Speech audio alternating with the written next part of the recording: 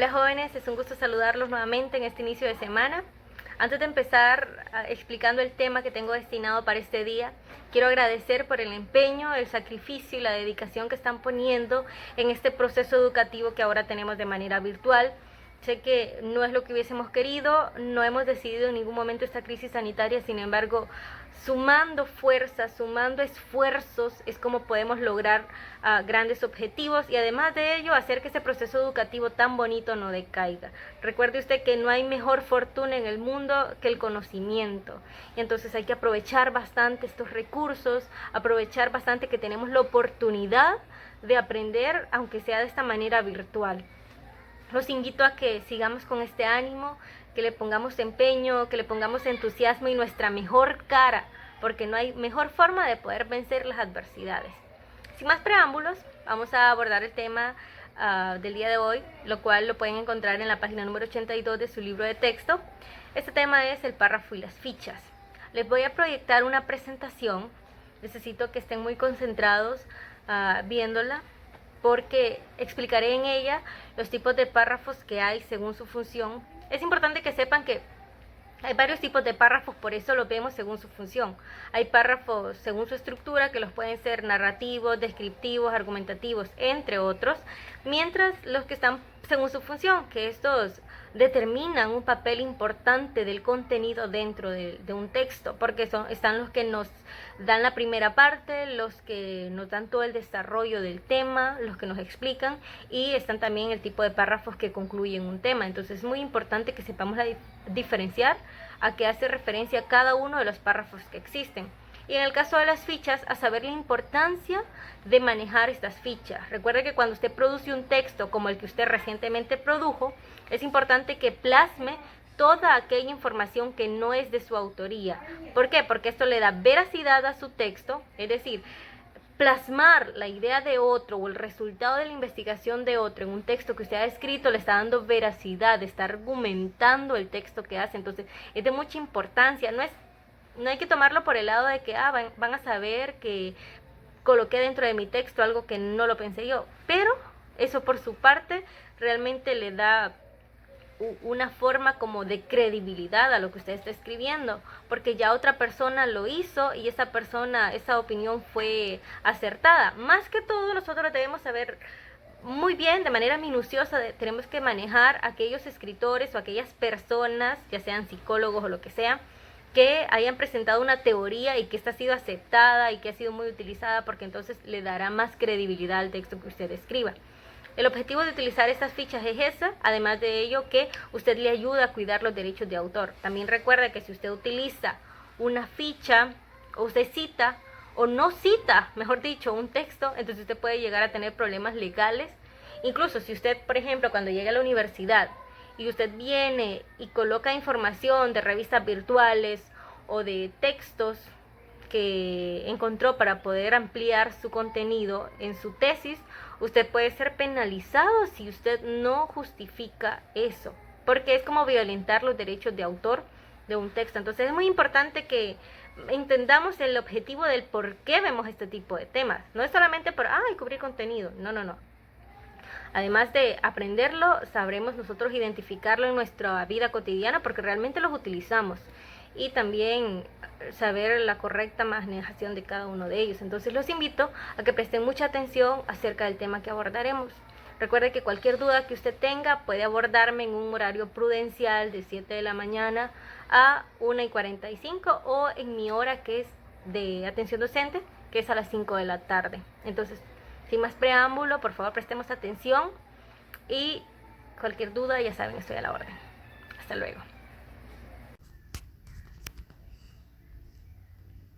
Bien, como anteriormente lo mencioné, abordaremos el tema el párrafo y las fichas. Empezaremos mencionando que el párrafo se refiere a la parte del discurso que trata una idea o un aspecto concreto respecto al tema.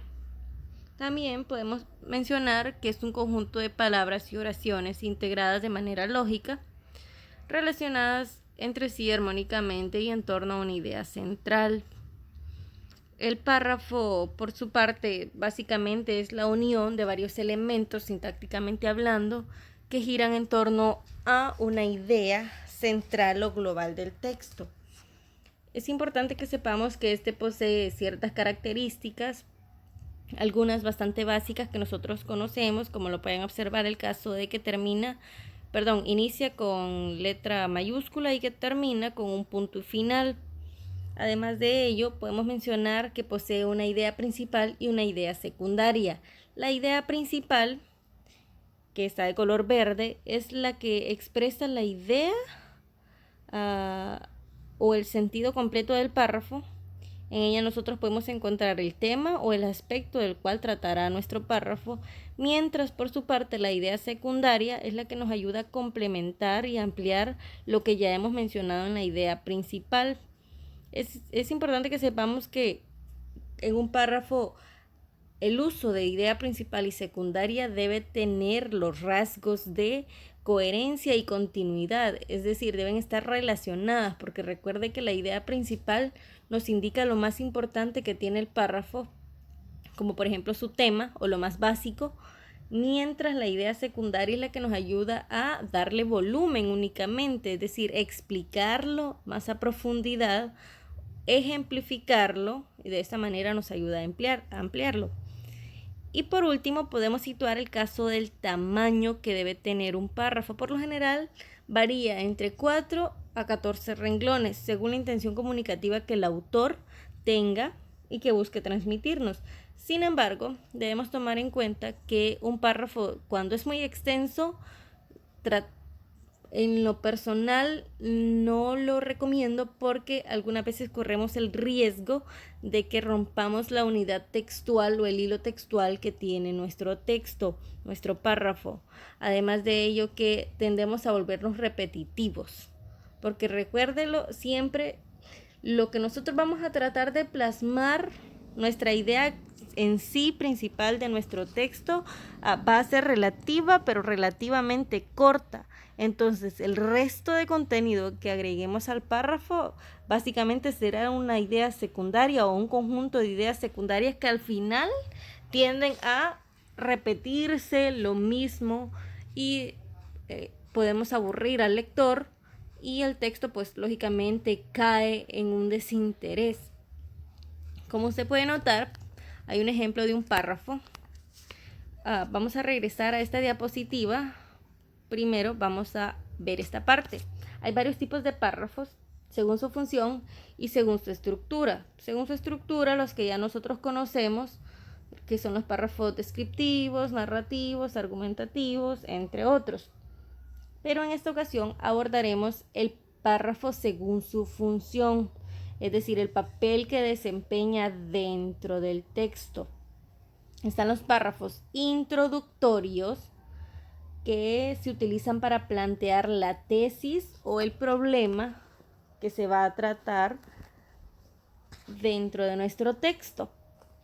En el párrafo de desarrollo, nosotros nos dedicamos a colocar aquí, por decirlo así, los párrafos que van definiendo lo que ya hemos mencionado en el párrafo introductorio. En otras palabras, aquí nosotros hacemos la explicación de todo el contenido que pretendemos que llegue a nuestro lector.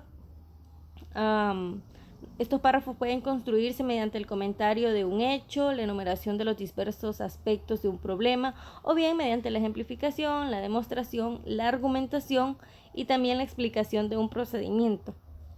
Mientras el párrafo de conclusión, en este tipo de párrafo, es el final básicamente de un texto y se emplea para resumir todas las ideas principales o para dar un comentario final del texto que hemos escrito. En otras palabras, el párrafo de conclusión nos ayuda a decir en pocas palabras todo lo que tratábamos de explicar en nuestro texto. Entonces cumplen una función bastante importante. Ustedes lo observarán en este ejemplo. Cada uno de los colores hace referencia a un tipo de párrafo. Fíjese bien, el Renacimiento fue una época que se caracterizó, entre otras cosas, por retomar elementos filosóficos, artísticos y culturales del mundo clásico, especialmente de Grecia y Roma. teniendo en cuenta que uno de los mayores intereses del Renacimiento era la búsqueda del conocimiento. El mundo antiguo se presentó como la mejor opción para que los primeros renacentistas se basaran en él, pues era la mayor fuente de conocimiento que había hasta el momento, dado que con la Edad Media gran parte de ese saber se había olvidado o perdido. Esta gran influencia greco-romana, que ya se empezaba a sentir en el tiempo de transición en que vivió Dante, se encuentra claramente en el séptimo círculo de la Divina Comedia. La Divina Comedia es una obra, ¿verdad? Pues en este aparecen recurrentemente elementos clásicos que tienen una gran importancia para el desarrollo de la obra. Nosotros podemos notar que este texto encontramos los 3 tipos de párrafos que les mencioné anteriormente. El introductorio, que nos menciona en sí de qué tratará el texto, que en este caso es acerca del Renacimiento. El párrafo de transición o de desarrollo es el párrafo que nos da la explicación de lo que nosotros ya planteamos en un párrafo introductorio, mientras por su parte el párrafo de conclusión o párrafo de cierre nos está diciendo en pocas palabras básicamente lo que estábamos tratando de abordar, que en este caso fue el Renacimiento. Entonces podemos notar que estos párrafos realmente cumplen un objetivo en un texto. Seguidamente abordaremos las fichas. Una ficha es una estrategia de recopilación de información que nos puede servir para identificar y relacionar ideas centrales de los diferentes textos revisados. Además, nos sirve para presentar la información de manera clara y de manera precisa. Hay varios tipos de fichas. Empezaremos con las fichas bibliográficas. Las fichas bibliográficas son herramientas auxiliares que contienen datos específicos de las fuentes textuales consultadas en un proceso de investigación. En otras palabras, para que no nos vayamos perdiendo, cuando hablamos de fichas, nos referimos a herramientas que nos ayudan a poder plasmar de donde nosotros hemos extraído alguna información que no es propia nuestra. ¿Por qué hablamos de las fichas cuando hablamos de párrafos o cuando mencionamos el caso de la producción textual? Es importante que sepamos que cuando nosotros producimos un texto, cuando nosotros escribimos, para darle más veracidad, para darle más autenticidad y más credibilidad a lo que estamos escribiendo, es importante que destaquemos puntos de vista, investigaciones o algunas, por decirlo así, teorías planteadas por otras personas ya. Máximo cuando estas personas que estamos citando han tenido bastante realce, es decir, han sido trascendentales referente a este tema. Entonces, para eso utilizamos nosotros las fichas bibliográficas. Es importante que sepamos que cuando citamos de otros autores o de otras personas, debemos utilizar el caso de los fichados porque esto nos ayuda a evitar problemas de carácter legal en algún momento. Si nosotros únicamente copiamos un texto de otro autor sin darle, por decirlo así, los créditos, entonces estamos violentando sus derechos de autor. Esta persona fácilmente nos puede demandar por hacer este tipo de cosas. Además que si usted hace una investigación, digamos cuando está en la universidad y en su investigación coloca texto sin citarlo, sin ficharlo, entonces usted puede ser acusado de plagio y puede perder su tesis. Entonces es muy importante que sepa la importancia de esto. En estas fichas bibliográficas nosotros colocamos datos bastante específicos del autor, del editorial. Por ejemplo, acá hay un cuadro donde les aparece que en la primera parte vamos a situar los apellidos y nombre del autor. Primero el apellido y luego el nombre. Luego el año de publicación, el título de la obra, el editorial o la casa editorial, número de edición, porque puede que sea un libro que tiene varias ediciones, el lugar de edición. Fíjese bien, el número de edición también nosotros lo vamos a encontrar también que nos preguntan volumen. Hay libros que puede ser matemáticas, volumen 1, volumen 2, volumen 3. Entonces es importante que sepamos a qué libro específicamente estamos citando.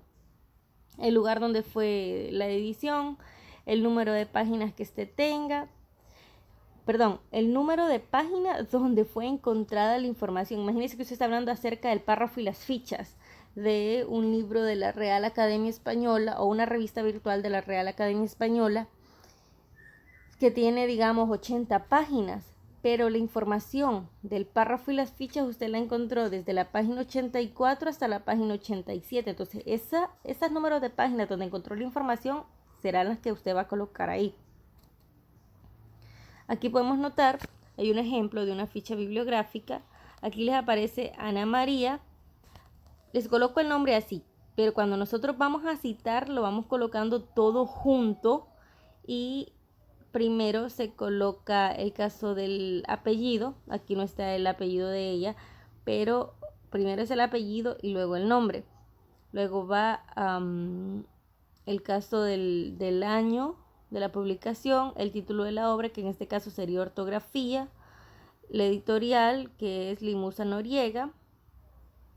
No tiene un número de ediciones, es decir, es un único libro.